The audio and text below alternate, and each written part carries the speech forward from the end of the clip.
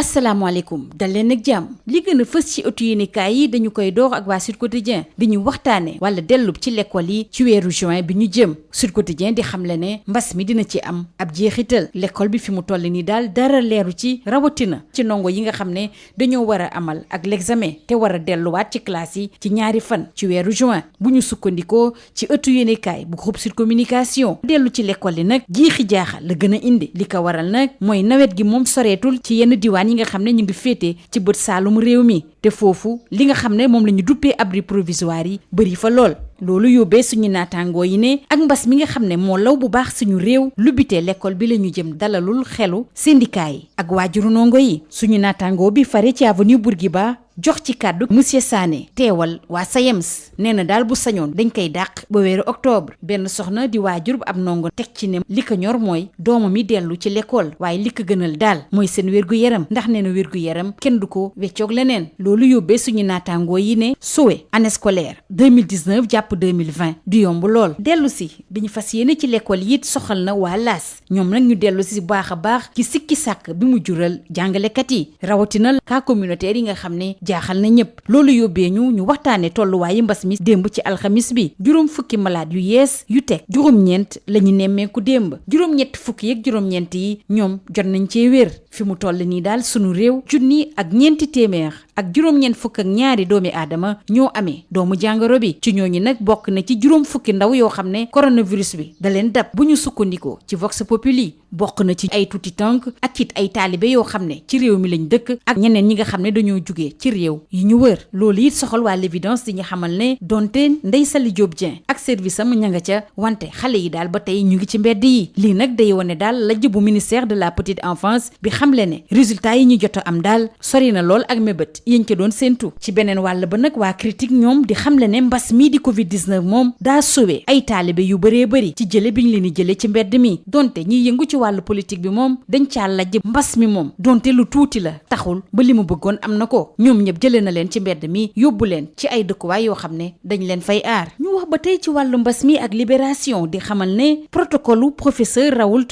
jëmale ci garab bi nga xam ne yaakaar na ni moo war a mën a faj mbas mi le daal am na ay jeexital yu am solo ci suñu réew ndax téeméer ak juróom-ñeent fukki malade jot nañ cee wér ci ñeenti fan juróomi téeméeri doomi aadama jot nañoo wér ci mbas mi juróom benn fukk ak juróom-ñeent si ñoom sax dellu nañ ci seeni njaboot démb ci alxamis bi njabootu doomi réew yi nga xam ne dañoo ñàkk seen bakkan ci mbas mi ci biti réew nag ci jaaxle la ñu nekk ndax du benn néew boo xam ne danañ ko delloo si mim réew bu ñu sukkandikoo ci waa tribune di ñu xamal ne yoon àdduna ci soleil di xamle ne cour suprême dafa ñëw firndeel décision bi nga xam ne moom la nguur gi jëloon ci mbir moomu lee cour suprême dafa lànk carré bu ñu sukkandikoo ci réew mi quotidien diaspora bi xeex bi mu doon xeex ci wàllu yoon ñàkk na ko waa l'enquête ñoo ñu koy xamal ñoom ñi nga xam ne daal nekkinu béykat yi jaaxal na leen ñoom béykat yooyu nga xam ne dañoo jaaxle ak campagne bi fu mu toll rawatina ak mbas mi ñëw laxasu si sàq yi amatul benn pepp li tukkee ci tool yi moom ma nga yàqu ci seen loxo mënatuñu dem mënatuñu dikk les échos di ñu xamal ne tey jilee ci assemblée nationale ci commission yi dinañu fa yóbbu projet de loi yi nga xam ne li ko tax a jóg mooy aar ak taxawu ñi nga xam ne ay locataire lañu ak askan wi nga xam ne dañuy dem ci kanamu yoon saa su ne ñu des ba tey ci les échos bi jox kàddu tey jii Abdoulaye Matar Diop li ko soxal mooy ci li nar a am ginnaaw mbas mi lee bu mbas mi lee jugee si suñu réew faaw ñu wàññi limu ñi nga xam ne ñoo bokk ci gouvernement bi te faaw it ñu boole ci ku jégi ñu des ak ku jégoogule ak direct news nee na li ko jaaxal mooy tekk-tekkaaral bi ñu nemmeeku ci yenn ci kàngamu ku jégoogule ci jamono joo xam ne suñu réew mi ngi xeex mbas mi lee ñu des ak ku jégoogule ak maître Abdoulaye Wade rawatina tëju bi mu tëju jëmale ci mbas mi le te mooy quotidien di ñu xamal ne maître Wade ci tëjoom bi leen ñaari mbir daal lay def ma ngay bind ak dina far ci wàllu tàggat yaram tey jii waa Soleil jox kàddu kenn koo xam ne ku xarañ la woon jëmale ci wàllu football moom Mbaye Fall di ñu nettali seeni jamono Mbaye Fall ne seen temps daal qualifié ci Coupe d'Afrique des Nations yombuloon dara saat ñoom di ñu waxtaane tey jilee Pape Alioune Ndiaye mi ngi ci digg ndëndëm moom nga xam ne Jires faalewu ko woon wante ni Cissé ñëwee daal ci le pan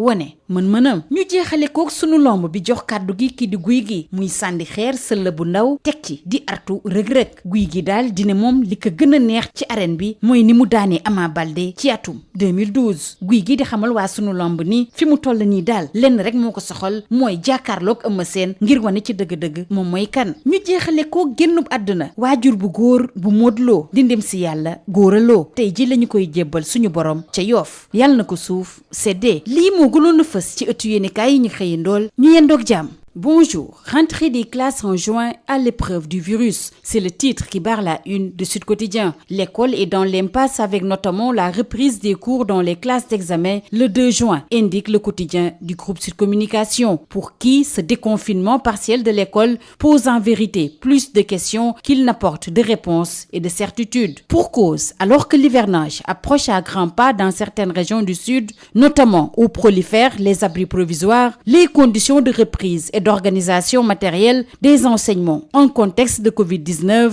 qui avance masqué ne génère ni sérénité ni quiétude au niveau des syndicats comme des parents d'élèves. Le confrère de l'avenue Bourguiba donne la parole à Monsieur Sané, représentant du SAEMS. Il propose ce qui suit, laissons jusqu'au mois d'octobre pour la réouverture. Une dame, parent d'élèves, toujours dans les colonnes du confrère, déclare « Mon désir est de voir mes enfants arpenter le chemin de l'école ». Mais elle ajoute, je cite, « Mais je pense que même si leur réussite me tient à cœur, je préfère les voir en bonne santé, quitte à ce qu'ils quittent l'école. La santé prime surtout ». Conclut-elle. Face à cette équation à plusieurs inconnus, Sud Quotidien conclut par le sauvetage de l'année scolaire 2019-2020 ne semble pas ainsi parti pour être gagné d'avance. Cette reprise des classes intéresse également l'AS qui souligne les réserves des enseignants qui affichent leur pessimisme, la propagation de l'épidémie Covid-19 ainsi que la multiplication des cas dits communautaires laisse perplexes les enseignants. Justement, intéressons-nous à la situation du nouveau coronavirus. Hier jeudi, 59 nouveaux cas ont été testés positifs et 69 guéris. À ce jour, le Sénégal compte 1492 cas déclarés positifs. Parmi eux, plus de 50 enfants infectés par le coronavirus, rapporte Vox Populi. Dans le lot figurent des bébés, des talibés du Sénégal et de la sous-région. Covid-19 et les défavorisés, la rue infectée, souligne l'évidence, qui fait savoir que Ndeye Saly Diop Dieng et ses services n'ont pas encore vidé les artères. C'est l'œuvre d'échec du ministère de la petite enfance, poursuit Vox Populi. Les résultats obtenus sont bien en deçà des objectifs fixés. Pour critique par contre, le Covid-19 sauve les talibés à travers l'opération Zéro enfant dans la rue. Le confrère estime que si les politiques ont échoué à maintes reprises, le minuscule virus a eu gain de cause, renvoyant des enfants errants sans domicile ou simplement de la rue dans des abris protégés. Restons avec le nouveau coronavirus avec Libération qui indique que le protocole Raoult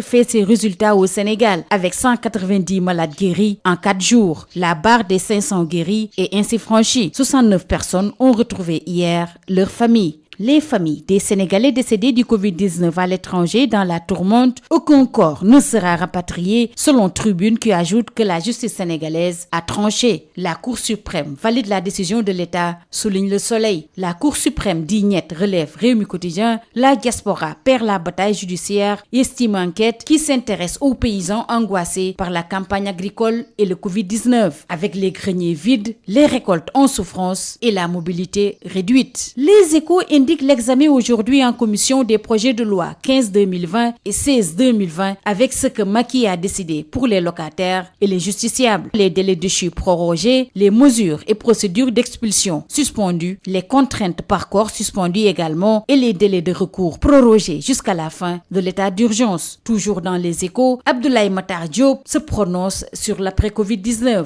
Il déclare « Il faudra diminuer la taille du gouvernement et l'élargir à l'opposition. L'opposition qui déserte les rangs selon Direct News. Avec le Sénégal au front face à son destin. Le silence aujourd'hui des principaux leaders de l'opposition est étonnant selon le confrère. Restons avec l'opposition avec le confinement de Wade qui est raconté par le Témoin quotidien. Loin des feux de la rampe médiatique. Maître Abdoulaye Wade se consacre à la lecture et à l'écriture. En sport, le Soleil relaie les confessions d'un génie du ballon rond, notamment Mbaye Fall, qui raconte ce que fut son temps. L'attaquant, vedette du Jaraaf, déclare: de notre temps, c'était beaucoup plus difficile de se qualifier à une CAN, surtout que la phase finale ne regroupait que 8 équipes, dont celle du pays organisateur. Stade s'intéresse à Pape Alioune Ndiaye qui prend sa vitesse de croisière avec ses 32 sélections, 3 buts et une passe décisive. Snobé par Giresse, Pont explose avec Cissé. Terminons par sunu lomb. Guigui égratigne seul le Bundaw et avertit Reug. Il déclare: ma plus grande joie quand j'humiliais Ama Baldé en 2012. Affronter Eumeu Sène pour montrer qui je suis, ajoute Guigui. Terminons par le décès de Gora Lo, le père de Modou Lo. L'enterrement est prévu ce vendredi à Yoff. Que la terre lui soit légère. C'est tout. À vos journaux et très bonne lecture.